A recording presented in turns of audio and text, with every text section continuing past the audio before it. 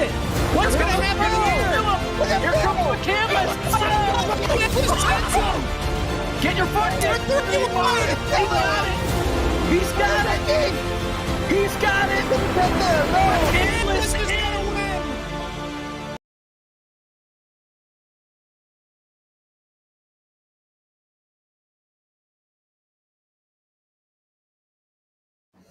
Good evening, everybody, and welcome to round number 2 of the eNASCAR qualifying iRacing series.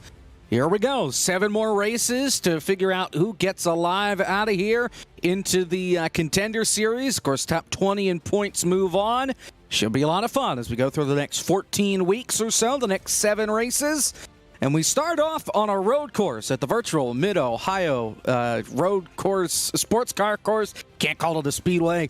In virtual Lexington, Ohio. Glad to have you along for the ride here on FTF_GG. Jacob Hitz, James Pike, and Sean Butler here with you. Justin Malillo, I think, is down on pit road for us tonight.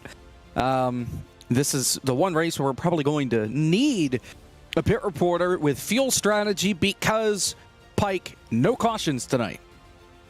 At least you would think. Maybe there's some weird world and some very 0.1% chance that we may see a full course yellow. But yes, everything is going to be local yellows this evening.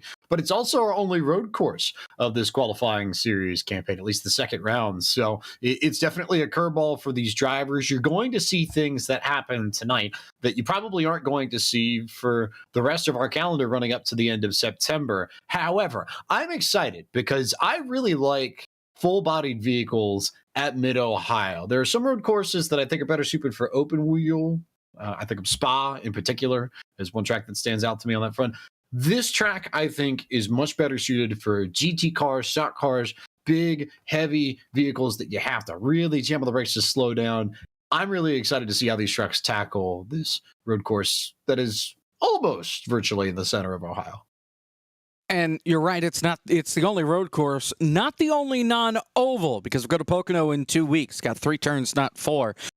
Sean, as James just mentioned, this is a stock car road course. The Xfinity Series has run here before. The Indy cars were just here last week, but this is the first time that we're taking the trucks for a spin here. They make their debut later this weekend at this very same racetrack. So the experience in this field, it may be there vaguely, but it's not deep like when we go to Michigan at the end of the month. This is what do you guys say, like typical one of these wild card type of races here? Not a lot of practice for these guys at a track like this especially, but I would much rather be up here than down there running this race, that's for sure. As Pike said, this track definitely one of the trickier ones. A lot of slow speed corners here, a lot of technical parts as well, and it's a very narrow track as well. So we're going to see these guys forcing their way by each other, maybe trying to find gaps that aren't really there. But what was that one quote? If you go for a gap that's not there, not a racing driver or whatever. So we're going to see a lot of that tonight. But I'm excited. So it's going to be a lot of fun to watch, especially on the opening couple of corners here. And a lot of these guys are trying to fight for positions that'll probably play a key factor as the run goes on in this race. And as we mentioned before, no full course caution, so track position is vital. Also, plus 5 points to Sean Butler for the center reference within the first 5 minutes of the broadcast. Job well done. Try my best. I was going to say, if gap car, I think that's the plan here, right? Make that a t-shirt. Shout out Team Utoika. Very big fan. Just about a minute left here in qualifying, top of the board. The guy that I thought was locked out of round 2 when we were at Charlotte back at the end of May, Joey Brown. He won second split and he got himself in, pointed himself in with plenty of room to spare. He sits high atop the board right now. How these 2 splits work, since there are 70 drivers that made this next round, we split it down the middle 35-35. Well, how do we determine who's in what? Odd numbers in points are in one. Even numbers in points are in the other. Of course, I'm not really sure which is necessarily which, since we have DeMerchant and Minter. I'm really not sure because I thought they were second and third in points. So we'll have to check up on that. But we believe that when we come back in 2 weeks at Pocono, for sure it'll be odds in one split, evens in the other.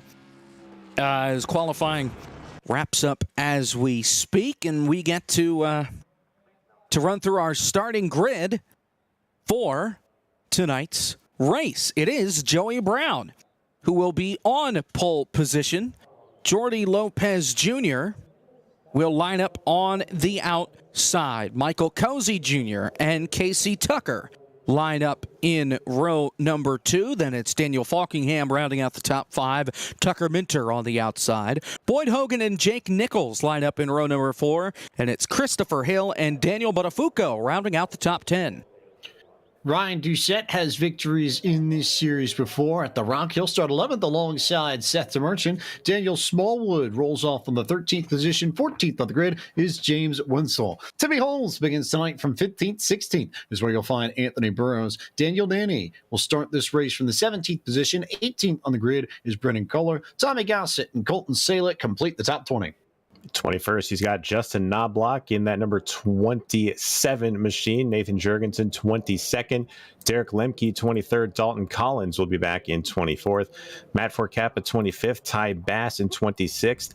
And the final truck to take time tonight in this race, Trevor Perry back in the 27th position. 28th is Joel Blewett. 29th, Blake Bottoms. 30th, Jared Torres. Liam Sheen in 31st. And starting in shotgun position on the field is Shane Williamson, Jacob. There you have it, and I'm just going to see Joel Blewett's name all season long and think of that college football kicker who then I think did go pro with the last name Blewett. A very not good name if you're a kicker in the National Football League to have a name Blewett, but you know, We'll see what he has tonight. We all stand Atlanta Legends legend Young Ho Koo in his household. Let's be fair here. Yes. All right, so we're just about set to go. In fact, we are rolling, and we'll get everybody doubled up, ready to go, and drop the green flag and let us get underway behind the Porsche pace car. It's the safety car tonight, Jacob. That's true. So the safety car is on pit road. Just like that, we're ready to roll. Green flag is in the air. We are racing from Mid-Ohio. And I think, yeah, we've got one off already. James Wenzel is off course. Behind the start-finish line even. He got sideways coming out of turn 13 and bounced off of Anthony Burrows. Burrows' tank slapped the inside wall, the pit wall, and the 43 of Wenzel went sliding off course into the gravel, kept it rolling. He's now last as the field keeps on rolling. So, Sean, I'll go to you because you've got the most driving experience out of all of us. Is that cold tires? Is that lack of familiarity with the torque curve on these cars? Is that nervousness? What is that most likely caused that incident from Wenzel? Well, I mean, I think it might be all the above. I mean, it's an odd restart zone, or I guess start zone for sure, because a lot of these guys are used to starting the race in a straight line. But might have just been on the throttle a little bit too much. Maybe the setup a little bit loose in the rear to start. Tire pressures weren't up yet. You never know with these trucks, but not the ideal start for Wenzel at all for this one. Joey Brown will hold on to the lead in that 14. You got Jordy Lopez Jr. sitting in second. Michael Cozy Jr., his teammate, rides in third. And that Logitech G Altis number 99. Casey Tucker in fourth as they're back around already to 12 and 13 out of the carousel. Lap 1 is complete. 44 more to go as they head back to turn 1.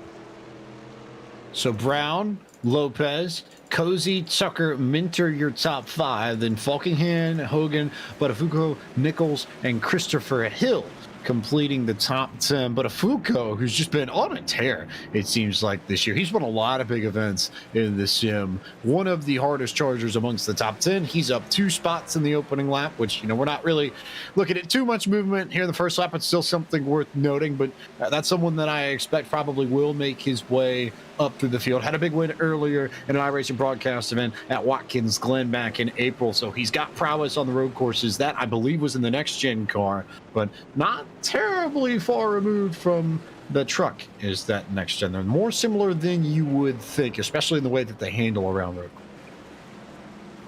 And he won at least one race in the qualifying iRacing series in round number 1.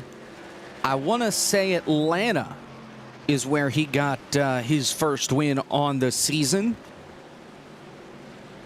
They make their way around and headed toward the carousel now in turn 12.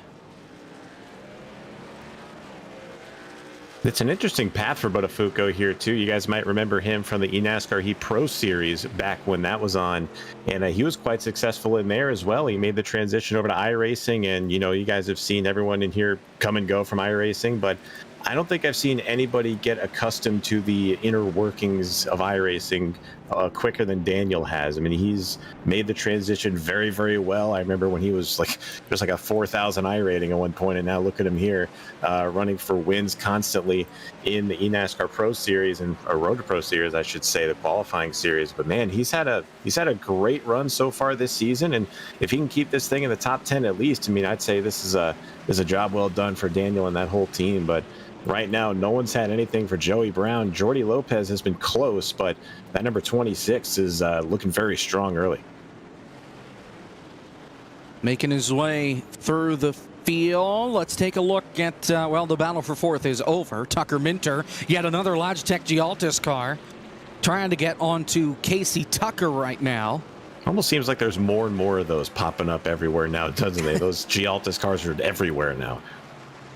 Well, they have done really well as far as the eNASCAR qualifying iRacing series is concerned. Had plenty of cars in last year, and they're back with a lot of those same names. Michael Cozy Jr., Jordy Lopez, Seth DeMerchant, all part of that group, and of course they are all in this race. DeMerchant back in the 11th spot.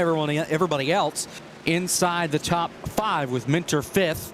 Lopez Jr. second, and Cozy Jr. sitting in the 3rd spot as your leader is headed off to turn number 2, side by side going into that corner. Boyd Hogan on the inside, Daniel Falkingham on the outside. You get this big run out of the carousel, then down the longest straight all the way down to, I forget exactly these corner names at Mid-Ohio, but I believe it's, yep, that area right around China Beach in the S's, but you make the way all the way down, and then it's the toughest braking zone going into turn 4. Then really hard to find your apex here in 5 and 6, and then you get a little bit of breathing room coming through this stretch of the S's, although it's very easy to wheel hop, cresting this hill over into turn 8. Right there, right as you see these drivers just pop over, you get a little bit of negative G-forces on the car. It's easy to lose the rear end if you try and put too much throttle down. Same thing here as they run through Thunder Valley, back up to the carousel and the keyhole, and back to the start-finish line. Battle for fourth again. Casey Tucker trying to hold off Tucker Minter. They'll come across the stripe this time. We'll look at lap times. And right now, and Tucker Minter just a hair faster, both running 1 minute 26.9s, but Minter 6/100ths faster than that 28-26 machine, whatever it is, of Casey Tucker. As Minter looks down to the inside, it's Tucker v. Tucker, even though it's Casey Tucker and Tucker Minter. Yeah, we understand a little reversal there of the names, but Pike was saying last lap, this long straightaway right here, this is probably that's probably the most important corner exit on the racetrack, because the better exit you can get off of the keyhole, the more speed you can, of course, carry down that long straightaway to make moves in to turn number 4. So that's one of the big sections of this track guys have been trying to get right all week in practice, and right now these guys all doing a great job of keeping their trucks up front, but that lead continues to grow for Joey Brown. Last time by, he ran a 126.2 to Jordy Lopez's 126.6, so Joey's got this place figured out, at least at this stage of the race. He is a moving. We're about 5 laps complete here from Mid-Ohio, and he has led all 4 laps so far. And Tucker Minter still trying to apply that pressure to the back bumper of that 28 of Casey Tucker as they make their way back to the start-finish line. 5 laps are complete. Oh, wow. Cozy got a little loose going into 1 there. He's able to keep it going there. That was a scary moment early. Here's the thing, though, and I'm glad that you guys brought up the Logitech G Altus drivers. I have to believe as we see Tucker Minter try and make the move on Casey Tucker in the keyhole, I have to believe their focus is going to be more on the Contender Series than it is this series. You think of what happened to Donovan Strauss between 2020 and 2021, where he made the Contender Series both years, but the first time around, he was one of the youngest competitors in there and ran poorly throughout. Did not have speed, I think might have been dead last in the points. Then last year, he comes back with the renewed focus, comes back with a whole lot of speed, and was one of the top finishers in that series and easily made his way to the Coke Series for 2022. I think the same question is lingering over the whole of Logitech G Altus for this season, because last year they had a ton of drivers in the Contender Series, and none of them had speed. I don't think any other drivers ended up making it into the Coke Series. So, yes, there is some element of we need to qualify and we need to get to the Contender Series. But if I'm in that camp, my focus is on making sure that we make the jump in the Contender Series once we get there and we push. We know we've got speed to make it through to Contender, but what do you do once you're there with the best of the best in that 7-week stretch? That's the biggest question, I think, hanging over that entire organization, not just any one of their individual drivers. And something pretty unique that I think we have here at FTF.GG that nobody else has is the fact that we've got somebody in our broadcast booth who commentates, watches the eNASCAR Coca-Cola iRacing series week in and week out when they're on, and then gets to come down here and watch the potential next drivers of the Coke Series go to work here in the qualifying series. It's got to be a completely different experience, and you bring a different angle sort of as to what to expect, especially as we get later on down the line. Both series at a road course this week, the Coke Series at Road America. Obviously, we're here at Mid-Ohio, but the schedules really start to line up after this week when we go to Pocono in 2 weeks' time, and Michigan, and on and on. It's almost like they did that on purpose. I don't know. I hope there's a reasoning behind that, but nonetheless, all these guys are getting very similar experiences in these races, and you could see just in this race alone just how even these trucks are, at least at the front. We've been watching Casey Tucker, Tucker Minter, and Cozy up here, third, fourth, and fifth for the last 2 laps now, and it seems like none of them have gained or lost anything. So it just shows you just how talented these guys are up through this whole entire field.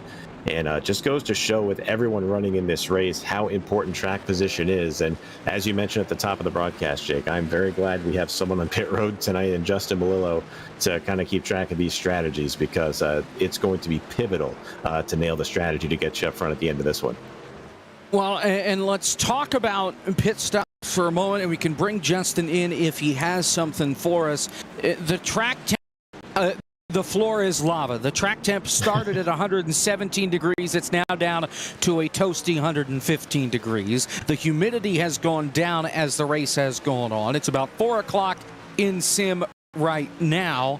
4 sets of tires in the pits. You're not going to use all 4 sets, but the fuel strategy is key here, because you can only make it about 27 to 30 laps on fuel, and it's a 45-lap race. So you're going to have to pit at least once, Justin. Thank you, Jacob. So yeah, there are a couple of differing strategies guys for tonight. That there are no cautions, being that these trucks do have some tire wear. We did see on Tuesday night that the tires actually seem to get faster as they on at Road America in the next gen cars, but already just about a second and a half off of the pace. As Joey Brown is coming around, I expect him goes off of his fast lap 2 at a 125.8. That lap 127.3. So there are really 2 strategies on the table here, and I wonder how it's going to work out. One strategy would be to this is a 4-lap race, coming around lap 20 to 25, put on a fresh set of tires and go back out there and be done. Of course, if these make it all the way to that lap on fuel. The other strategy would be to pit at 15 and at 30, split the race into thirds, try to get the most out of your tires the most of the time, and go from there. We'll see how it all plays out. Some guys might want to stretch, might not be able to. We'll all works out. Thank you, Justin, and I'm sure we'll be back to you, well, pretty soon. If people are going to do that two-stop strategy, they've only got about 6 or so laps until they decide to make it onto pit road. And something unique that you get here when you come to pit road,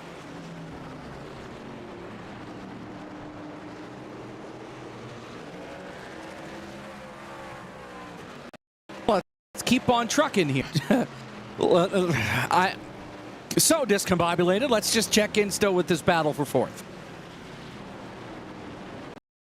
Here it's a Logitech G Altus Esports sandwich with Michael Cozy Jr. out of Hagerstown, Maryland, leading Casey Tucker and then Tucker Minter. So I'll say 10 times fast. Casey Tucker, Tucker Minter, Casey Tucker, Tucker. I'm going to have way too much fun with it. So I'll stop. Junior's up there too. You got to keep track of. Yeah. So Jordy Lopez Jr., Michael Cozy Jr. Where's Dale Earnhardt Jr.? That's the Dale Earnhardt. I need my. Dale Earnhardt Jr. No, Dale Earnhardt. No, Dale Earnhardt Jr. The band, which is genuinely one of the best band names I can think of. That and for those who really get this obscure reference, she likes cloth. That's all. How about Anthony Burrows? He's on pit road. Now remember, he was involved in lap contact. Not even. They didn't even get to the start-finish line. That contact that was made between him and I already forgot who spun out on that. James Wenzel. James Wenzel was connected. He's done. I thought for a moment this could have been straight. He's just going to park the car. Too much damage on that machine. So he will go home and finish position here in this race. This train of cars, Michael Cozy Jr. In front of him. Can't say the same behind him. Definitely not. I mean, Cozy's had a mirror full of Casey Tucker for this entire race, it seems. But these three guys, we've been fixated on them quite a bit, but a lot of nothing different has happened in this battle, if that makes any sense. Cozy still holding strong in that third spot. Casey Tucker right on his tail, and he's got Tucker Minter right behind him. And as Pike mentioned earlier, a Logitech G Altus Esports sandwich. Casey Tucker is the meat of right now. But got another one creeping up to this battle here. Boyd Hogan back there in that number 96 machine back there ran a little bit faster than the guys ahead. All those guys ahead were in the 127.9s, 7.8s. Hogan ran a 127.7 last time by, so car battle for third.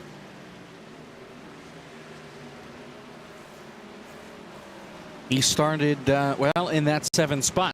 So he has 2 forward or backward. It's Daniel Falkingham that has dropped 2 spots from 5th down to 7th. Our biggest mover so far, Blake, he's gone from the bottom 29th up to 19th. Oh, man, you were waiting to make that one.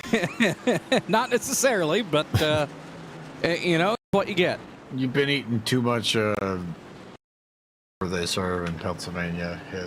I don't have the energy for these sorts of jokes yet. I'll take a step down here. This isn't blowing it right now, as Joel blew it right now. 28th, he's currently in 21st, so he's making his way up as well. There he is. That's 17 car chasing down Justin Knobloch. I was about to say, these jokes are very much a Knobloch off the old head. Oh, man, each one of us got a terrible one in. There you go. I think that covers it for the whole race. Is it our Daniel Falkingham that we need to shut up and just go? Well, how about we just go to Falkingham and see what he's up to? Because he's actually just, I like his right now. You've got Cozy, you've got Tucker, you've got Minter. I don't love where Tucker are. Oh, that's gonna that's rough. Regardless, if they are saying Cozy, it's fine. If to try and get around Cozy, doing neither of the any favors whatsoever, anything. Oh, here comes a move. There goes Tucker Minter to the inside of Casey Tucker, and he just about them out in the entry of turn number 4. But I think that would suggest that Tucker Minter would like to go. And if you're on that 2-stop strategy, I'd almost say maybe you come in now if you're faster than Cozy, but you don't have the track position, and just get your in clean air. We see it all the time in Formula One and series that run road courses more. If you are faster, but you don't necessarily have the track position, you could come down, alter your strategy a little bit, and get the clean racetrack that you need to set the fast laps that you know you're capable of. Trevor Perry comes down on the pit road, makes his first stop. He was already in 31st. He will stay in 31st. And I think with Tucker Minter there, he saw the light in front of him. He went for it because he knows he's losing time. It's caught him. He's now battle for this 4th spot. Boyd Hogan, it's a little bit more exciting now as this has been the battle of focus for the whole broadcast so far. Cozy, though, put a little bit of distance between he and Casey Tucker, just over a second. So Tucker now has to kind of figure out how he can keep Tucker Minter behind him, and now he's going to be in Cozy's shoes now that Boyd Hogan's here. So the sandwich might have been broken up a little bit, but right now we're adding another car to the mix with Boyd Hogan. So good run for Boyd so far. Been running very consistent laps so far. One of the fastest trucks in the top 10, and he could very well reel in all these guys and overtake them. All right, so here's where we're at right now. We're going to step aside. We're going to take a quick break here on the stream for a moment. With us, we'll be back in just 30 seconds, or as that takes a sledgehammer to his computer. We will be right back here on FTFG. Hot, how we doing?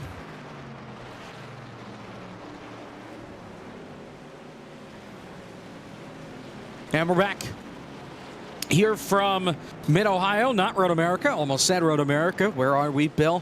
Joey Brown leads. He's got a 2.3-second lead over Jordy Lopez Jr. Michael Cozy Jr. sits in 3rd, and he is scooting away now from this battle for 4th between Casey Tucker and Tucker Minter.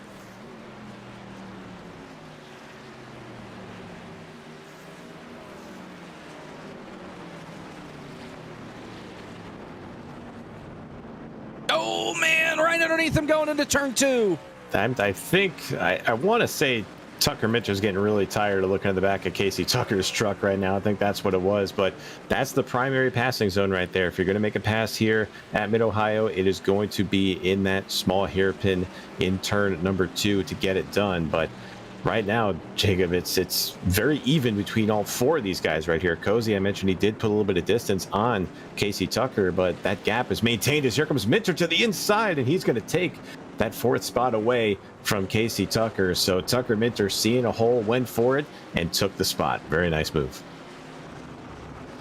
Very nice indeed. So move Tucker Minter into that 4th spot. It's now a Logitech G Altus 234 on the racetrack right now, with Seth DeMerchant still stuck back in the 11th spot.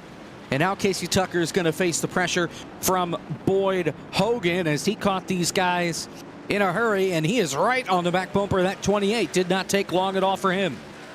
If I am Casey Tucker, I really like the thought of coming down this time by and making this a 2-stop race. If you come down here at the end of this lap 15 of a 45 race, you're splitting up this race into 3 perfect stints of 15 laps. We will see someone, I think, go for it. We'll see who exactly, but someone's going to try that. Otherwise, like Justin Malillo talked about earlier in his pit report, you're probably waiting till somewhere in the lap 22, lap 23 ballpark to pit, which is still doable. It just depends on how much you're burning your tires and how much tire life you've been able to save or not save in this opening stretch of the race. Pretty evenly spread out throughout, except for this battle for 5th with Tucker and Boyd Hogan. This is the battle on the racetrack right now, pretty much the only battle on the racetrack right now as they continue to make their way through. I think we've seen every waking moment of this battle so far in this race. It's been the best racing by far on the track. And Pike is right, I think, with Casey Tucker. I think the tires are starting to go a little earlier than he anticipated. I don't know if he went a little too hard in the beginning of the run to keep up with the G Altus trucks, or I don't know, maybe just the setup is kind of like not how they wanted it to be. Maybe conditions are a little hotter than they thought. But right now, Tucker's tire is definitely starting to go away on that truck, and Boyd Hogan is right there to pounce. So all 3 of these guys, and I guess 4 if you want to count Cozy, all within very close lap times of each other. So going to be interesting to see how these guys are going to end up passing each other on the racetrack, but I think they're just way too evenly matched here at this early part. It's the way it looks. Joey Brown continues to lead. He's got just over a 2-second gap over Jordy Lopez Jr. Actually, Jordy Lopez Jr. was a 10th faster that last time by than the race leader. We may have to keep an eye on that, but instead we'll stay locked and loaded on this battle for 5th as Liam Sheen who was outside the top 20. He is now on pit road, taking his first service of the race. So we haven't seen too many people come down. That suggests to me, and I don't know if Justin Malilla has any more information on this, that just about everybody in this race believes that the smart thing to do is to go and probably split this close to the middle, lap 22, lap 23. Now, I'll be curious to see if someone decides to short pit a little bit. We saw that on Tuesday night with Nick Ottinger. He came down earlier than everybody else and came down as early as he could in order to make it to the end of the race on tires and fuel. And was able to gain a little bit of track position as a result. If you come down early, there is the opportunity to do that. You're just going to have to manage older tires than everyone else at the end of this race. But if you're somewhere towards the back of this field, I'd say anywhere from about 20th on, why not take the gamble, Sean? Why not go for it? Why not at least try something if you don't really have the track position and don't feel like you have the speed to go run top 10, top 5 lap times consistently? I mean, it might be worth it. You would think about it because, as you were saying, Pike, these guys, it's going to be tough to overtake on the racetrack. We see how even these guys are, and in these fours case, I don't know, it might be worth it. You never know if that's the winning strategy or not. As we see Casey Tucker looking to maybe lose another spot to Boyd Hogan, and there's that speed down the long straightaway for that 96 truck. It looks like he's going to get the move done and move Boyd Hogan into the top 5. But we're talking, if you're Casey, yeah, you probably could maybe come down and try the 2-stop. You never know if that's going to be the right call. But Jacob, you've watched enough of these races. You've seen if the strategy is off a little bit, it can cost you a lot more time than you're hoping to gain. Let's turn to the battle for 12th. This is Daniel Smallwood and Ryan Doucette. Yet another Logitech Gialtis car. They're everywhere. They're all taking these over. Trucks. Man, from what is this, 10th on back? This is a good hornet's nest. It starts with DeMerchant as that's a car off, that truck off. Oh, who in the world is that? The 80, Tommy Gossett, he's off course. That's, he is now 20th. Meanwhile, Trevor Perry, he pulled off the track. He's gone home. He's given up after just 17 laps. So he'll finish in the 31st spot. Only one guy to pit so far. It's been Liam Sheen. But look at this little choo-choo train we got from 10th on back. Christopher Hill at the front of it. And you've got Timmy Holmes pretty much as the caboose. This is a good little group right here. Hill, DeMerchant, Smallwood, Doucette, Timmy Holmes. I wouldn't throw out Brendan Kohler either. If any one of these drivers ahead of him screws up, Kohler's going to be right there on it. And lots of interesting lines that these drivers are going to have to work through the keyhole. It's so easy to get up underneath somebody and or get into someone, as we saw multiple times in the IndyCar race here. Doesn't matter what kind of car it is. Just the nature of that corner means that someone's going to try and outbrake you. Someone's going to try and dive bomb you to the inside. Somebody inevitably is going to make contact. But the question that we'll have to ask and answer is when and where within the running order and for what position.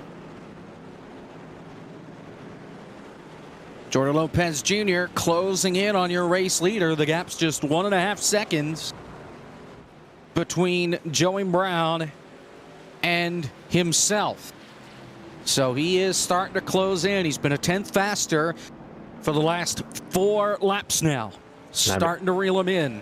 I've slowly been paying attention to the lap times with this, Jacob, and I first noticed when you did, when Jordy was a couple of tenths faster than Joey about 4 or 5 laps ago, and that the gap is maintained, but Jordy's just been a little bit faster each lap. Last time by, Joey ran a 128.4, and Jordy was right in the 128.3s, so definitely that 4 truck making a lot of ground in that 14 of Joey Brown, but will he be able to get back up there without the tires falling off? It looks like Joey's might be going a little bit early and Jordy's are starting to come in, so that's definitely something we'll look to see. But Jacob, this battle back here from pretty much 10th on back now, if we can go a little further up, they might accordion to each other. Daniel Falkingham from 7th on back, they look like they're about to have a meeting with all another. They're running very, very close together.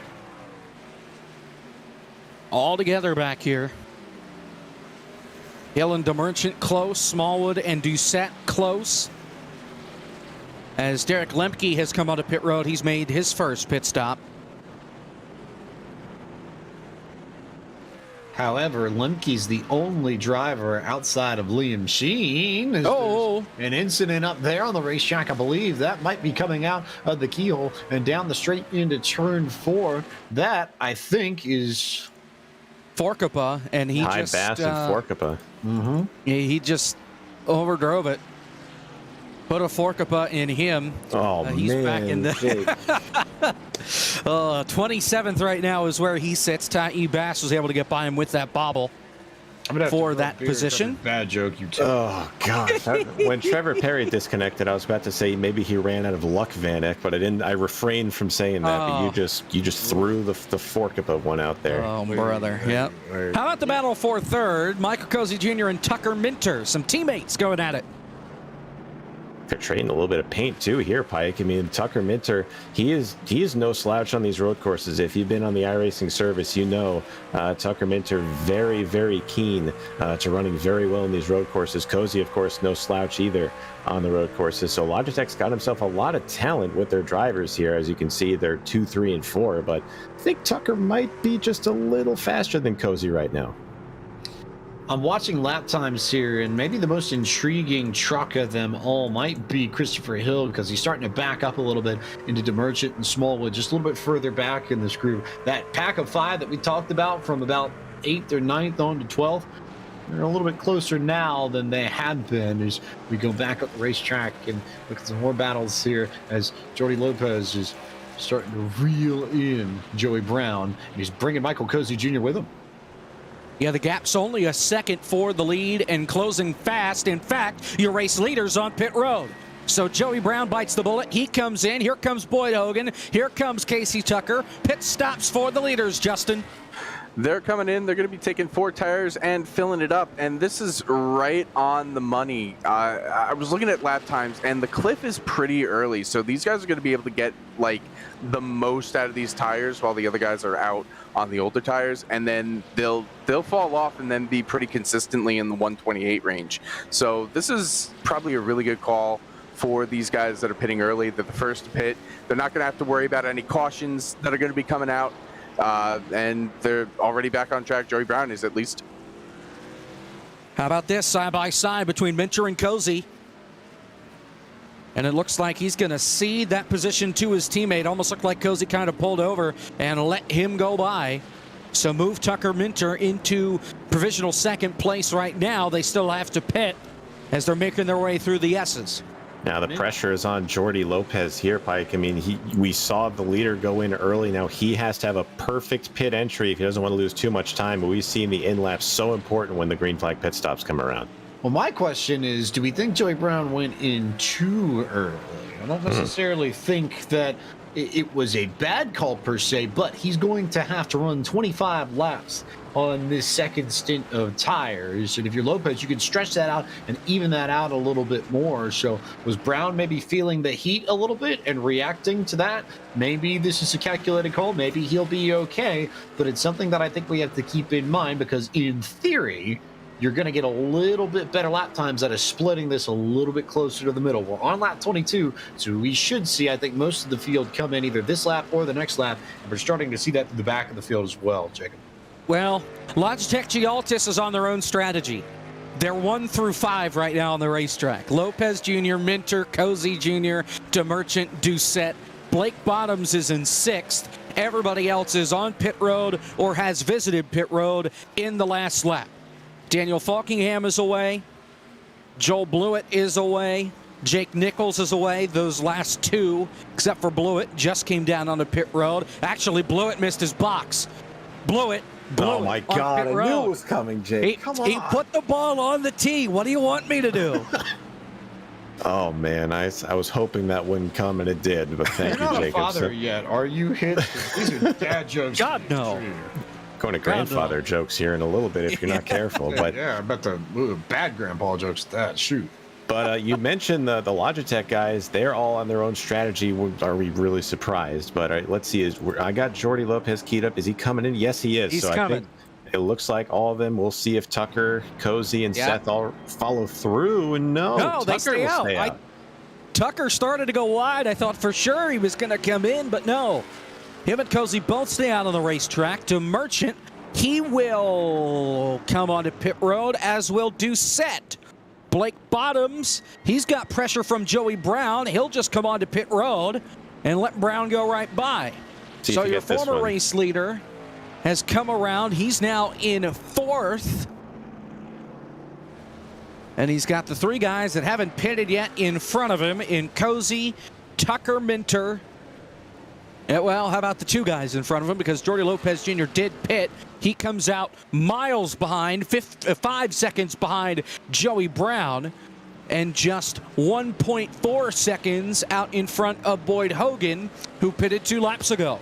I think you might appreciate this one, Pike. Just when we think we have all the answers, Cozy and Minter change the questions. Is that how that saying goes? Maybe a little bit, though. This is the back end of the window that I've been looking at. So if they come in this time, they're not too far off the strategy that I figured they would employ. The bigger thing, I think, to point out, remember that gap between Joey Brown and Jordy Lopez was somewhere in the ballpark of about 1.3, 1.4 seconds before they both came down pit road. Joey Brown stretched it out to 5, in part because he undercut Jordy Lopez. Now, Brown's going to have the more worn out tires at the end of this race, so it should be easier for Lopez to make that gap back up once we get to like lap 40 or 45 as leaders come down pit road. But it's a 4-second difference that Brown picked up by coming in earlier. Can he hang on to it in the second half of this race? That's the big question. No speeding on pit road from that first section of green flag pit stops. They all made it just fine. So there goes Joey Brown. He will retake the lead. Jordy Lopez Jr. will drive by. He will take over second once again. Boyd Hogan will leapfrog into third. Casey Tucker will stay in fourth. Tucker Minter will pass Michael Cozy Jr. on pit exit again. And Minter will come out fifth. Cozy will come out sixth. Daniel Falkingham is back in seventh. Daniel Botafuco sits eighth. Jake Nichols ninth. Christopher Hill, he's still in the 10th spot. Look at this gap that Joey Brown has put on Jordy Lopez just on these pit stops, guys. Almost a 5-second lead now for Joey Brown. Just shows just how crucial pit road execution is for these drivers. And right now, Jordy, I think Pike mentioned, he's in a better spot. He's going to have the fresher tires, but will he be able to make up any ground before the tires kind of even out a little bit is the question. But right now, heck of a sequence for Joey Brown right now. He's put himself in a great spot.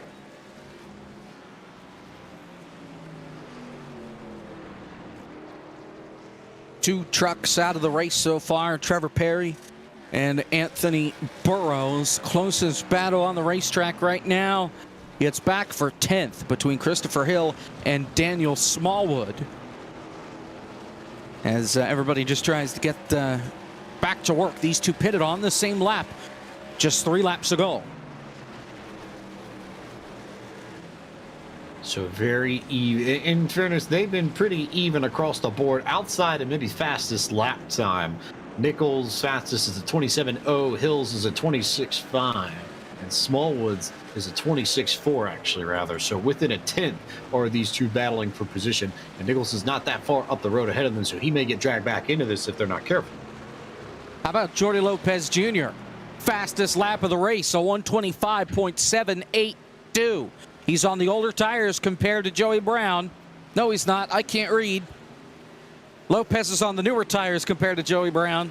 The gap is 4.2 seconds and closing between your top two. As we run down through the order, Joey Brown leads. Jordy Lopez Jr. sits in second. Boyd Hogan in third. Tucker Minter fourth. No, Casey Tucker fourth. Tucker Minter fifth. Michael Cozy Jr. sixth. Daniel Falkingham seventh. Daniel Botafuco eighth. Jake Nichols ninth. Christopher Hill rounds out the top 10. James. We leave behind the Tuckers and the Daniels in the top 10 to see Daniel Smallwood running in 11th, and then get out of the woods and go find Brendan Kohler, who's in 12th. Timmy Holmes is in the 13th position. 14th belongs to Ryan Doucette. Seth the Merchant holds the 15th spot. 16th is Daniel Nanny. We got the Daniel split, clearly.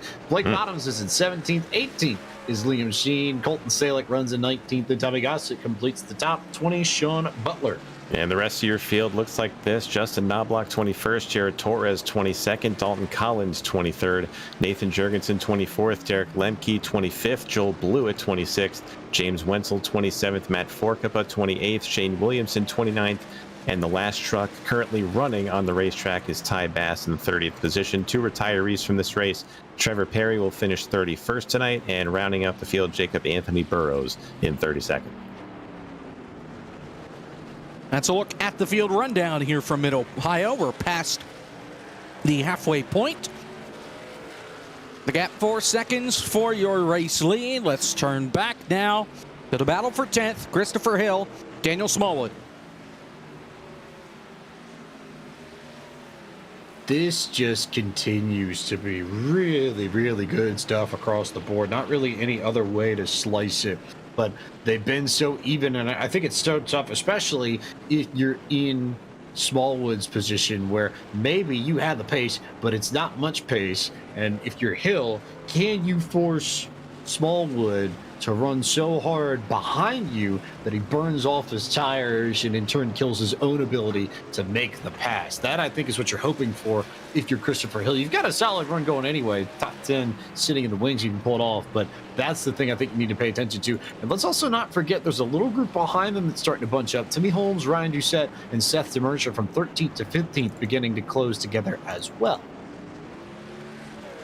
It's a train back there from Holmes on back. Numerous trains we've seen in this race. You know, we've seen probably like 4 truck ones. We got about had an 8 truck one, it seemed like, earlier. So it seems like these guys can get bunched up, together, but passing is just so difficult, as we've seen right now. Guys have had to throw the truck into the corners to try to make passes get done. But we've seen right now these guys being very patient as we see all these guys going to the keyhole. Seth DeMerchant with a big send a little bit further behind them. But right now, this battle between all these guys heating up as we go down the back straight. Well, and for DeMerchant, he lost numerous spots there on that pit cycle. He is now back in 15th. He was sitting in the 11th position before the green flag stopped. So he has to get by a couple of drivers that were behind him, including his teammate in Ryan Doucette, that he sits right on the back door panel of, coming down through. Perhaps we'll see some action here. You wonder if Doucette and DeMerchant are going to find a way to work together to get Timmy Holmes out of the way. My guess is if you're trying to team up, you might be able to play something at the keyhole depending on how you set up your entry into that corner. But that, to me, seems like the most obvious spot where if you've got a teammate next to you, you can work together and make something happen. But this isn't straightforward like it would be at a plate track or in Atlanta, where you could just get in line together and go right past somebody. You have to outbreak, almost outthink, outwit, outplay, outlast. Or see if anybody gets that one in their reference books. But that's the kind of thing you have to do to road course in order to make up these spots. There's not really any way to game it or put yourself into a good position. You just have to outdrive whoever's ahead of you. Just puts the importance on qualifying for these races, because if you qualify well, probably going to run well. If you qualify poorly, you're probably going to run poorly. And there are a couple exclusions to that rule. Blake Bottoms and Liam Sheen have gone up 12 and 13 spots respectively. Bottoms is trying to pull off another one here, battling Daniel Nanny for 16th. As a battle for 4th, Tucker Minter and Casey Tucker. These guys at it again, like a cat stuck on Velcro, these two. Around the outside goes Tucker Minter as well, so that was an impressive move for him. Now he's got his sight sets on Boyd Hogan, working down into the final couple of corners here. But the gap, if we want to take a look at a little bit further ahead, guys, is shrinking ever so slightly. Jordy Lopez trying to cut down some time. Last time by for Joey Brown, a 127 flat. Last time by for Lopez, a 126.7. So Jacob Jordy doing a good job at chopping some time off of Joey's lead, but the question is, will he have enough time to get there and make the pass?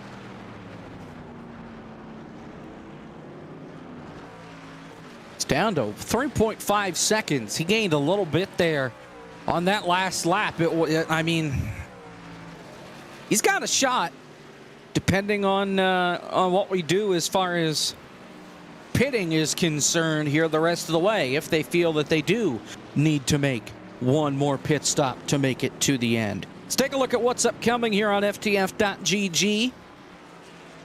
let's see. Saturday is not us. That's bottom split with the Bar Visual FTF Cup Series from the new Atlanta Motor Speedway.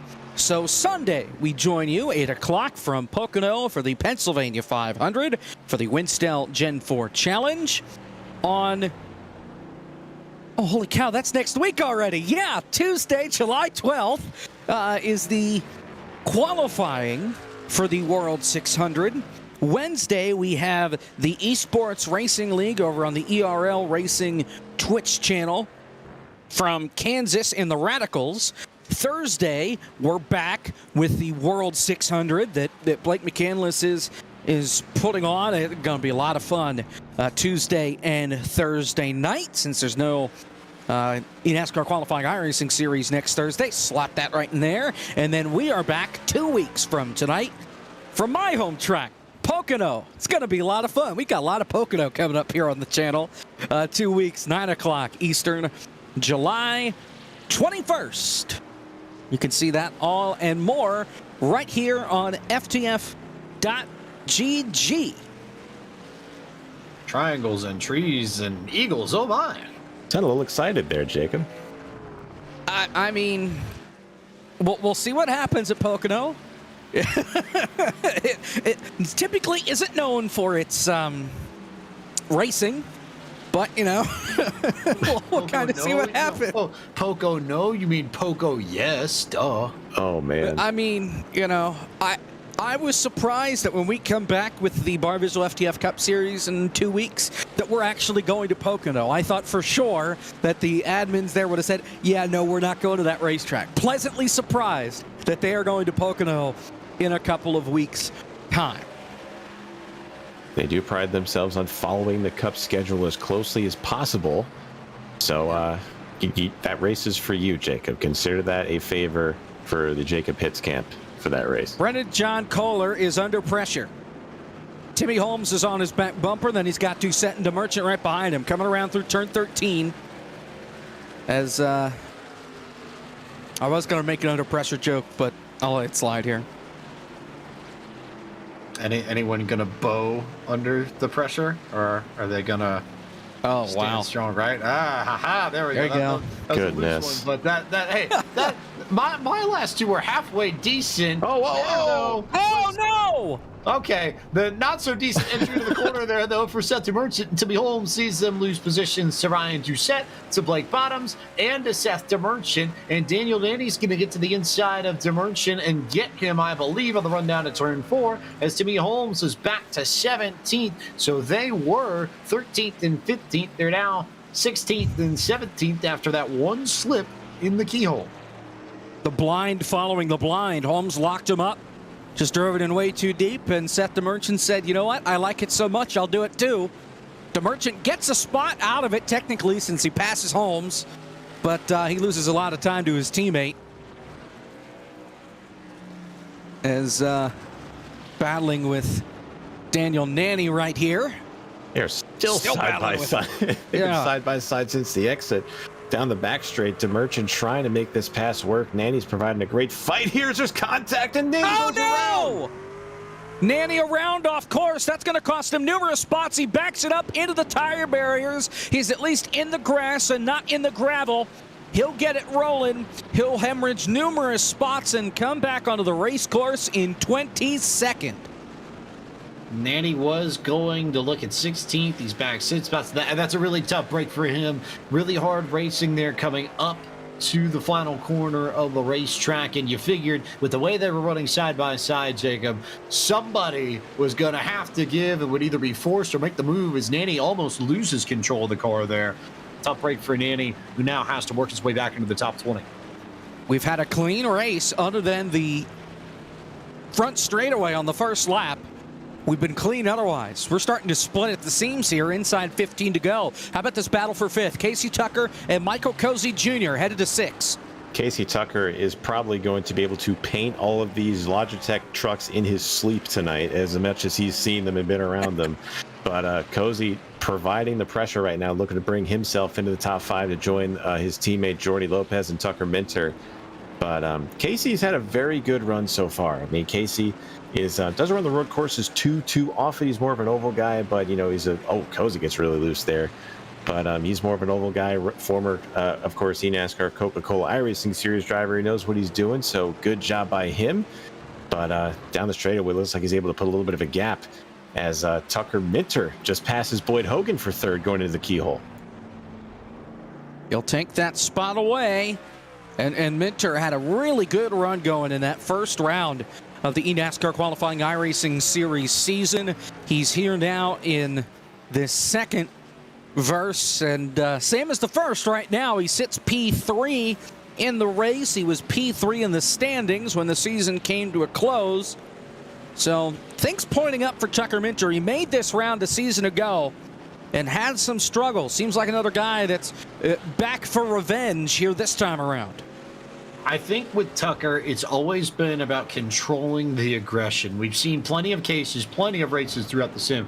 We've seen plenty of speed, but sometimes he lets his aggressiveness get the better of him, forces himself into mistakes, and ends up in trouble. I think very much of almost like a Raja Karuth from about 2 or 3 years ago, where Raja was the same sort of role, had a lot of speed, but just didn't quite know how to control it. If Tucker can find that ability within his own driving, this man should rattle off consistent, solid finishes week in, week out. If he can be consistent with it, I see no reason why he can't make the Contender Series. He's got the raw pace that a lot of people in this series would love to have. How about the battle for 10th once again? Christopher Hill, Daniel Smallwood. These guys still can't figure it out back here. I mean, if you remember, they were a part of that huge battle before the pit stop cycle began, and good run for Chris Hill right now in that Reaper Speed Labs, the number 99, the second number 99 truck, and James is still making his jokes in our chat going right now. So James is not letting up on the dad jokes right now. But great run by Chris, also for Daniel. So both of these guys having a very solid run on the road course tonight. And Chris, if he can hang on to this thing, will get himself a nice top 10 moving into the next round of Pocono. Well, I've got another one for you. Ty Please Bass, he's the guy we're talking about. He's parked it. He's gone fishing. Oh my goodness! I can't take much more of this, guys. I haven't personally, as a fish, I feel personally attacked. I haven't done one of these broadcasts in quite some time, and I don't feel welcome back right now with all these jokes just flying around. Well, you're the butler here, Sean. You should be able to chop these jokes up, right? Oh my goodness, I would hope so. Goodness gracious! All right, well, we've reached our boiling point, I think, with these things. Just gotta saute it and sear it, right? Yeah. Yes. Oh my! Yeah. Where do we go from here? I guess Pocono in 2 weeks, right? I would hope so. Yeah, your favorite track, your home track, as you mentioned earlier. Yeah. Let's go back to this battle for 12th now. Ryan Doucette has some pressure. Blake Bottoms, our biggest mover of the race, up 16 spots since the drop of the green flag. You want to just get it out of the way and say he's far from the bottom of the order now, Jacob? Just throw it on the table. Well, I already did it once. I don't want to overdo it. I'll do one and then back off, Oh, man. Hasn't stopped you so far in this race, but all in all seriousness, a great run for Blake as well. I believe he is our biggest mover, along with he and Liam Sheen, I believe. So I got to do the math in my head, but I believe Blake Bottoms is our biggest mover. Started 29th, currently running at 13th. So he has had a heck of a drive to get to where he's at right now. If he can hang on, I'd say this would be a very job well done for Blake in the 9 team. Justin Melillo making the point I was about to make. A big shout out to Liam Sheen as well, who's up 14 positions. He started in the 31st position and currently runs 17th. Also, Jared Torres, who began the night in 30th, almost dead last on the grid, and now up to 21st. So maybe not quite the finishes that they want, but given where they started, that's a solid night's work for both of them if they can maintain that to the end of the race. You want to go ahead and say out loud the one Justin put in the group there, Jacob? As you segue back to the front of the field. While Sean is seeing red, we're seeing brown. Still leading. There we go. Yep. There you go. It's off the rails now. I'm glad you let him take the fall on the sword for that. I'm sorry. We were on the rails to begin with. This is Hold on. I mean, you put a fish in the broadcast, so we'd be better served swimming than trying to be on the rails to start with. Let's be honest now. There we go. Also, you all missed the "Where do we go now?" Guns N' Roses reference to a little while ago. I want to throw that one out there. We're in a reference overload right now. I think Yeah, we kind are. of fell through the proverbial crack, but something that's definitely not falling through the cracks right now is this battle you're seeing on your screen right now. Casey Tucker continues to have a mirror full of Michael Cozy Jr. He's not letting him go. Not yet, but again, there's still plenty of racing to go. I think the other point that's worth noting, back to something that Sean said earlier, he was the one who talked about the tire fall off and how that should come into play at some point. Joey Brown was only a 10th off of Jordi Lopez's lap times the last time by. So I think we have largely hit the point where tire wear now, I wouldn't necessarily goes entirely out the window, but seems like everybody's just going to be sitting. And ultimately, I think that underscores just how well Joey Brown got on and off pit road, because even after all of this, he's still up about 2 seconds from where he was in relation to Jordi Lopez before they came down pit road. So it's been a strong run from him, but it's the pit stop and the pit sequence and the delta with that whole cycle with the in and the out lap that really has separated him from Lopez in this race. There goes Cozy. He takes over that 5th spot, gets by Casey Tucker. And you mentioned with Joey Brown's pit road sequence, believe it or not, he came out at the same pit time as Jordi Lopez Jr. Both of them had 32.9s on pit road, including their pit stop. The difference? Jordi Lopez Jr., a 14.4 in the box. Joey Brown, a 14.7 in the box. He can't necessarily control how long he's in the box for. That just shows how much he did coming onto pit road to cut that time in so he could at least be even with Jordi Lopez Jr. In fact, they were slower than Minter, Hogan, and Cozy, 3rd, 4th, and 5th. And as we said earlier, pit road execution is probably the most important thing when it comes to racing in these type of races where strategy is of the utmost importance right now. And I mentioned, Joey came into the pits. He only had, the lead was under a second that he had built over Jordi Lopez. And when they came out and the pit cycles all were said and done, he had a over 5-second lead on Jordi Lopez. So that just goes to show the importance of executing perfectly on pit road, and Joey right now proves that is the difference in this race. Jordi did a good job of cutting it down. He's still cutting it down a little bit. It's about 3.3 seconds now, but I just don't know if he's going to have enough time to get to the bumper and pass Joey with the way these tires are even out, as Pike said earlier. But Jacob, this pending a catastrophic event, Joey's got some clear sailing right now, but we got a long way to go still. How about a battle outside the top 20? Daniel Nanny, Justin Knobloch, Blewett. Oh, man, I see people locking up as there goes Nanny wide. That's going to open the door for Knobloch. Some contact coming through the corner. That's going to open up the door for Blewett, and he blows by both of them. Beautiful work for Joel Blewett there to take advantage of the situation, and sometimes that's all you really need to do. There's so much There's some beef that you could just sort of let it happen, and yeah, a little bit of contact further back too, Jacob. Oh, he got run over going into the corner, so he returned the favor on exit by Doran Knobloch, and it let Blewett by both of them. Justin Malillo telling you, Jacob, I clapped out loud at that one. That's Williamson in the same corner that's gone off. He just overshot it. But he's just parked it over there. Taking a nap. There's not going to be a caution because he's not on the racing surface. And now he tows it back to pit road. 7 laps to go here from mid-Ohio. Joey Brown is your race leader. We will step aside. We're back right after this here on FTF.GG.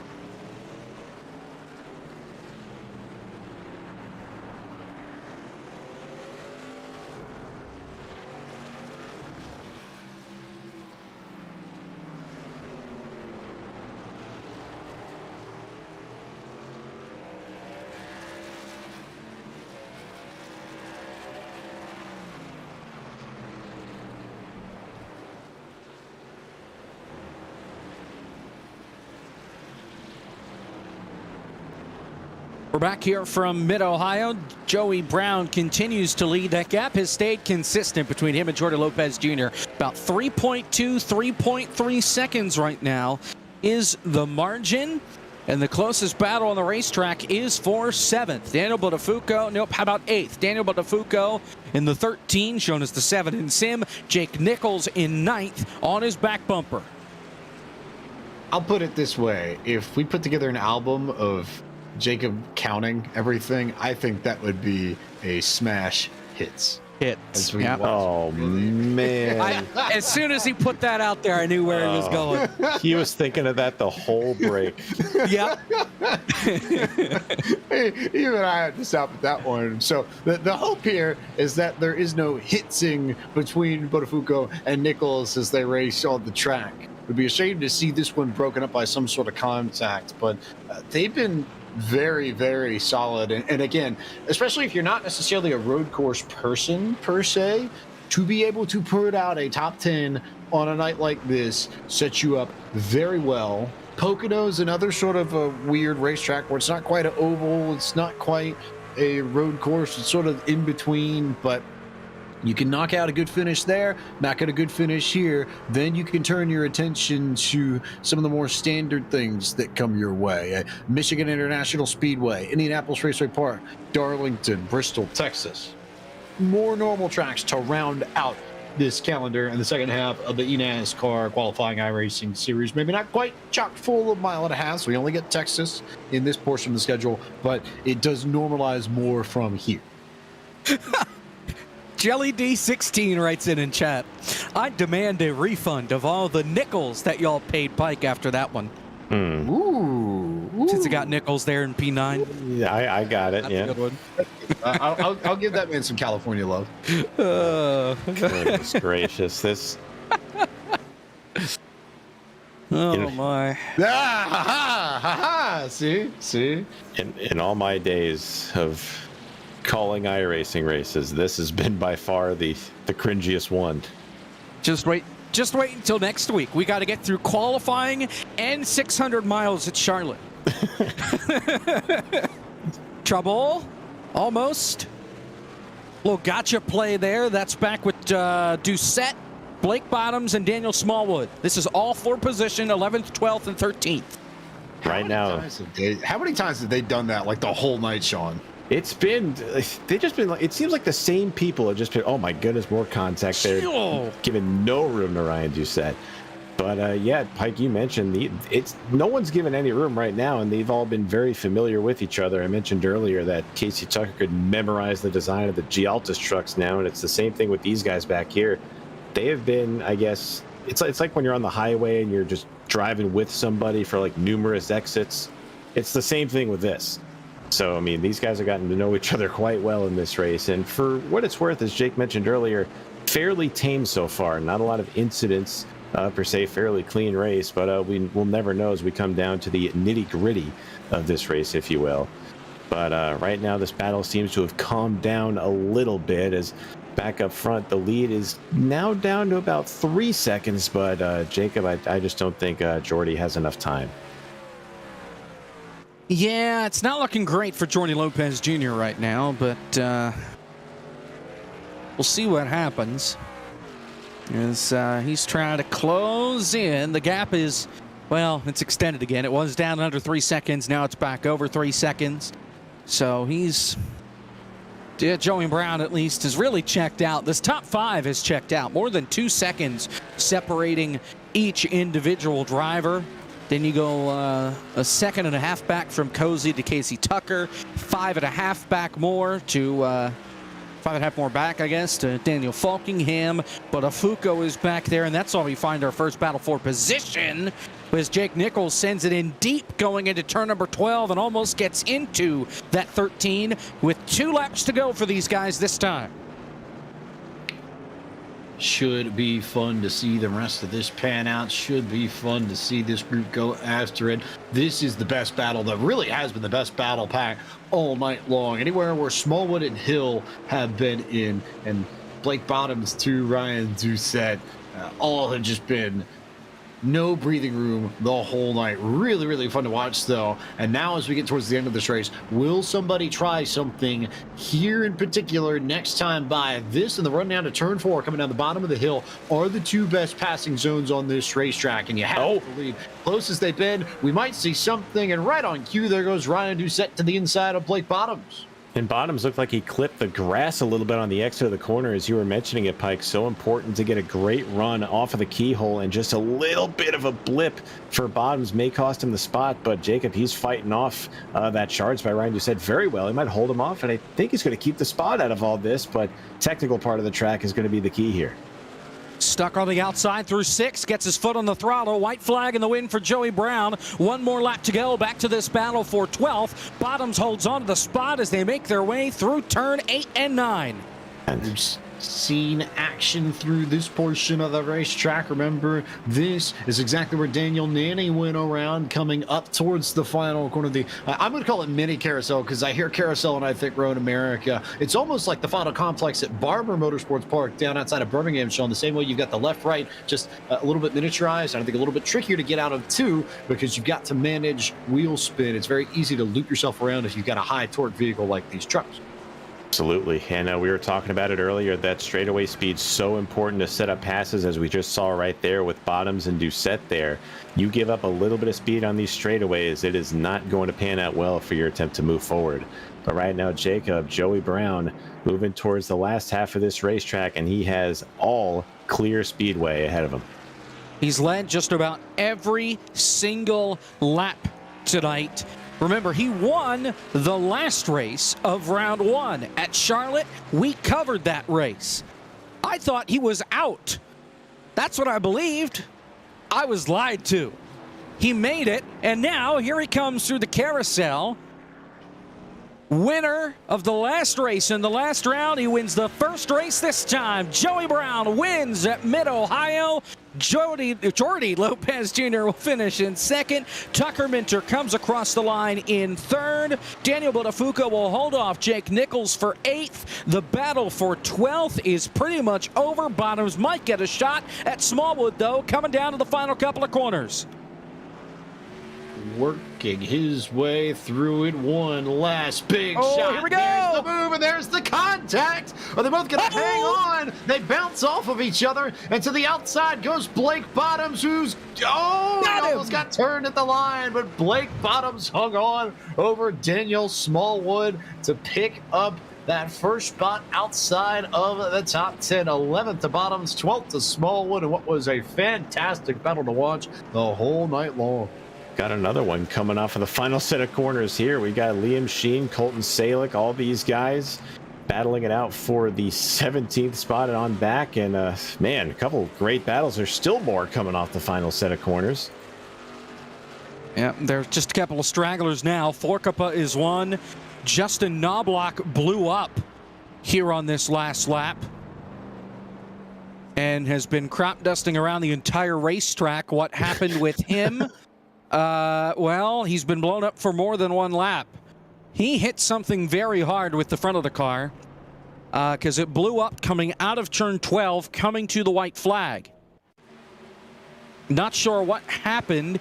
He did get hit by Dalton Collins right there, but that doesn't quite explain it because it's in turn 4. I don't know. I mean, because the front end's already damaged by that point, so it happened before that. And I got to the spin, trying to look back and see exactly what could have happened. I'm not sure if he got into the back of somebody, or because with the damage on the front end, you'd have to think that he probably overheated.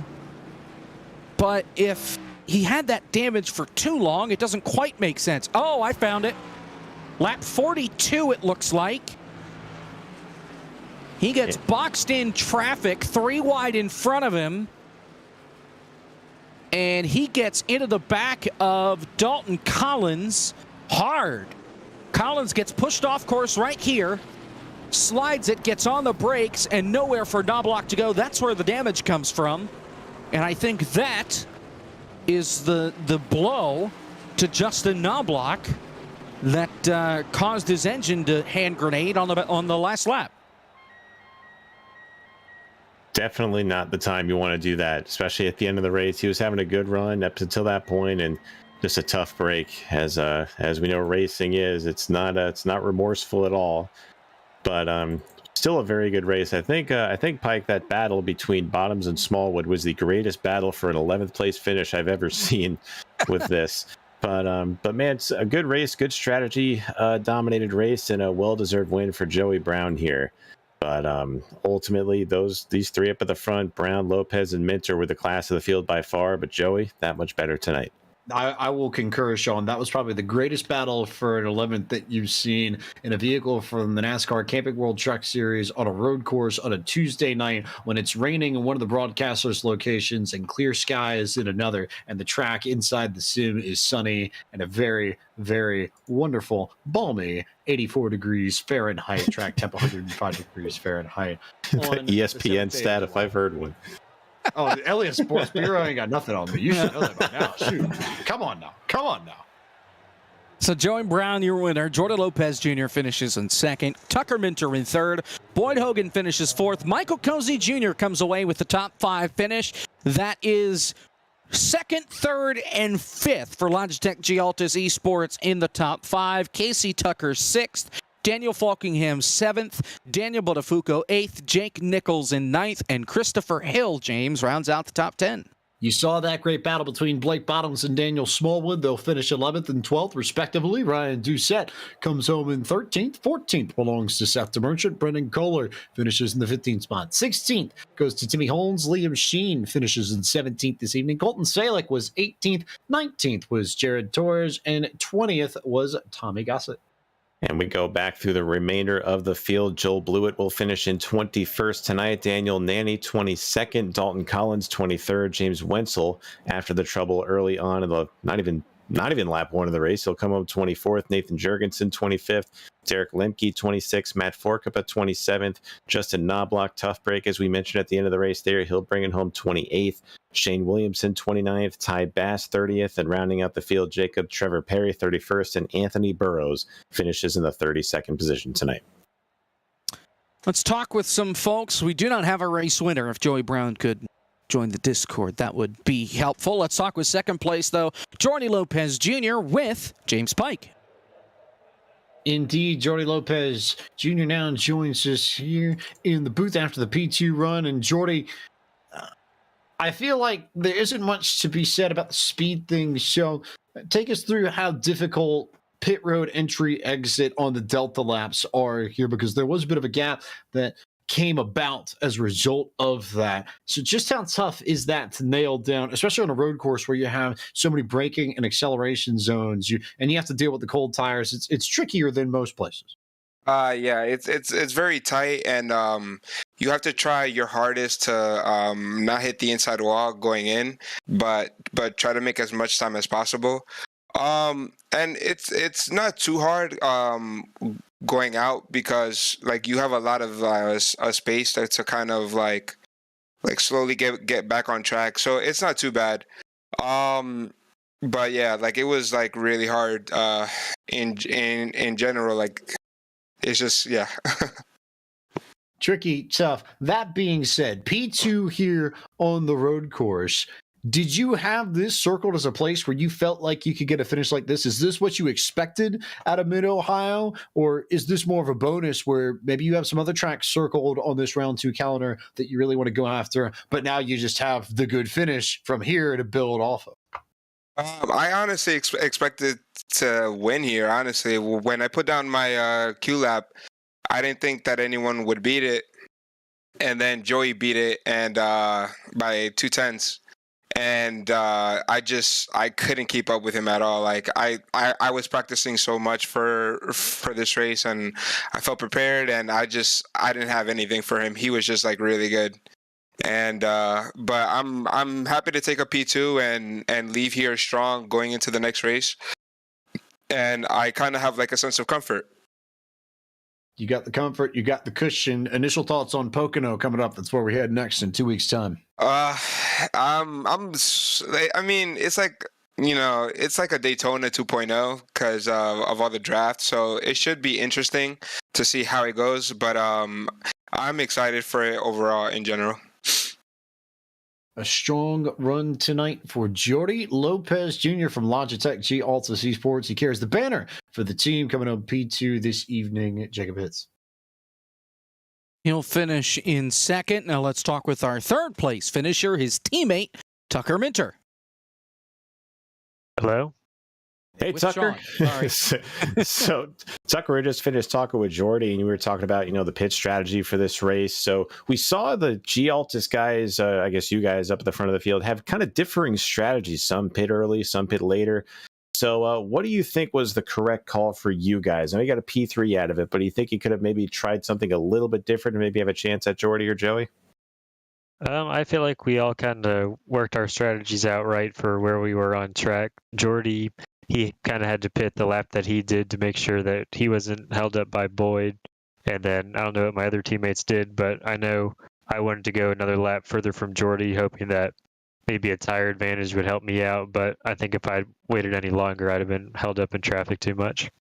Yeah, but it seems like you guys still nailed the strategy, which was good. You got yourself a nice top 3 finish out of it. So you're very well versed in the road courses. I was mentioning during the broadcast tonight, but we saw just how difficult it was to kind of make up ground in this race. You still started 6th and finished 3rd. You didn't have to pass too many trucks, but just how difficult was it to kind of set your moves up on the track in order to make a clean pass, as opposed to roughing somebody up to get a spot?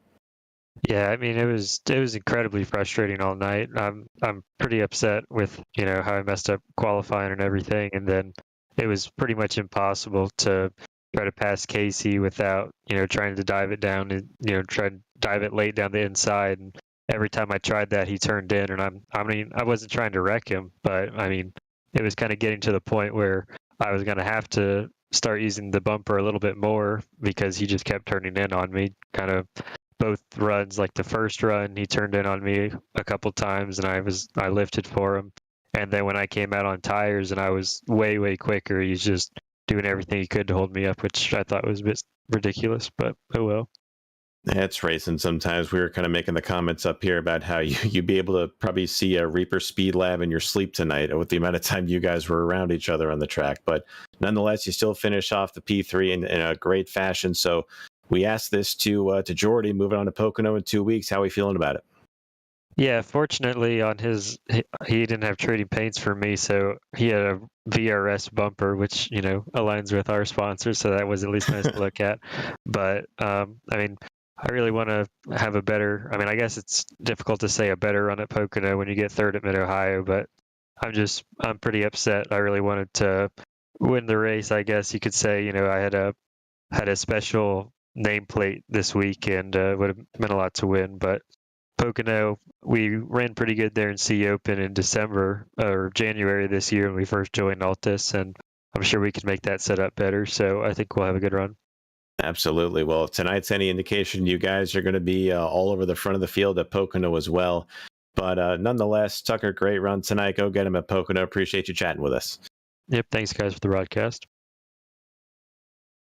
That's Tucker Minter, your third place finisher here tonight. Now let's talk with our race winner, Joey Brown. Well, ignorantly, I counted you out when we were at Charlotte. You won Charlotte, you made the next round, and then you win here. Certainly a hot streak for the driver of the 14 through the last 2 eNASCAR qualifying iRacing Series races. Hey, how's it going? Wow. I like to thank, Ryko for having me. It's just been unreal. Like, it came on, everything clicked. I haven't raced competitively in 8 years, so to come in and to be as fast as we are, it's been pretty awesome. Brody Kostecki, V8 Supercar wheelman, I'd like to thank him. Me and him working on the setup. He's just an unreal fountain of knowledge. It's been pretty awesome working with him. Jay Jensen for being on the box, Brad Wright for being in the crew box as well. Ken for just providing the support and everything through Ryko. And of course, most of all, the wife for letting me race. It's been yeah. Let's be honest. She's a real MVP there. But yeah, like it's been just we've had unreal fast trucks. I came into this. I've never really been that strong in road courses. I wanted a top 10 coming into here, and I was real surprised with the pace we had. I mean, we've put in a lot of laps, got the setup down and pretty down packed to what was comfortable, but it's been pretty awesome. Looking ahead, 2 weeks' time, not a road course, not an oval, it's Pocono. You got 3 corners there, distinctly different. How in the world do you tackle that racetrack? I mean, it's an oval that drives like a road course. I've always been real good at Pocono, so I'm hoping for a pretty strong outing there. That's good to hear. Well, nonetheless, congratulations on the dominating win here at Mid-Ohio. We will see you in 2 weeks' time from Pocono, and it's got to be a good sign to start up at the top of the board as far as points are concerned out of week 1. Yeah, for sure. Thanks for having me. Joey Brown, your race winner tonight from Mid-Ohio. Well, just like that, we're a 7th of the way through the season. We've only got 6 more to go. Pocono coming up in 2 weeks' time, but a big race tonight for Logitech G Altus Esports. I think they showed their dominance early and often, even though they didn't come away with the win. They didn't get everybody inside the top 10, maybe like they would have wanted to. But we get away from the road courses after tonight. We get somewhat back to the traditional sort of racing. They're used to Pocono, even though it's far from traditional. That may help some of these guys that were at the back of the order tonight help bump up the numbers in 2 weeks' time. It's what you would expect if you're in the Logitech Altus Esports camp. And I think you heard that pretty consistently throughout a lot of interviews. Jordy said he expected to win. Tucker said he felt like he had the pace to win. He wanted to win. That's the expectation when you have a team that is that deep, that has that many resources, that consistently turns out drivers that are that fast, and they've had this sort of speed at this point in the calendar before. But again, as we said in the middle of the show, does it translate to later in the season? Does it translate to the Contenders Series? That's the next big test for Logitech TLC Esports. So they'll take this for sure. I think anybody would, but I think they all know they have bigger fish to fry, and I think they too would say that their focus is on a bigger prize than just one good finish tonight. 6 races to go after tonight. If you're, say, outside the top 20, maybe outside the top 15, are you nervous after race 1? This is the wild card. Yeah, we've got the dirt race at Bristol coming up. Otherwise, we're on pavement at regular racetracks. Are you starting to get nervous if you're toward the bottom of the leaderboard as far as points are concerned after week 1? I kind of would be, especially after a race like this. I mean, as we go from like a race of attrition like this to another one of the toss-ups in Pocono, because Pocono, as we were talking about, performs a lot like a super speedway. You know, you got to have friends at Pocono and the trucks especially, and we're going to see the top side be a little bit more dominant and see how many trucks can line up, help each other out in the draft. And I'll look for the G Altus boys to get together in that race and try to dominate it, work with each other, keep each other up there. But if you're further back in the standings, you got to pretty much hope for the enormous wreck to happen at Pocono to kind of take out some of the guys ahead of you and maybe kind of get yourself some extra spots for the points. But it's going to be crucial for some of the guys in the back to have a good showing at Pocono. And we'll see in a couple of weeks who nails the setup and who doesn't. A critical point right at the end of this is I stop and look at this. Trevor Perry, remember how he pulled off the racetrack and called it a night early? If he finishes this race, he gets Ty Bass, he gets Shane Williamson, he finishes in 29th as opposed to 31st. Will those 2 points matter when we get to Texas at the end of September? You never know, and that's the thing that would make me worry. If it were a situation like that where I left points on the table in theory, that's what I'd have to worry about. Those are the folks that I think should be concerned at this stage. We're still early on. There's still a lot of time to go, but you don't know how much you could need those points in the end. It goes by quick. These 6 weeks, they're going to go by like that. And we're back in Pocono in 2 weeks' time, and it's going to feel like this race was 2 days ago by the time we come back for Pocono in 2 weeks. Well, that's it for race number 1. Here from Mid-Ohio, a lot of good racing tonight from this split, from this group of drivers, and they'll all be back in full form in 2 weeks' time. For Zach Johnson, our producer, for Justin Malillo down on pit road, and for Sean Butler and James Pike, I'm Jacob Pitts. Thank you so much for watching our coverage of the first race of round number 2 of the eNASCAR qualifying iRacing series. We're back from Pocono in 2 weeks. Until then, FTF.GG will see you with Winstel for the Pennsylvania 500. Joey Brown, your winner. Good night.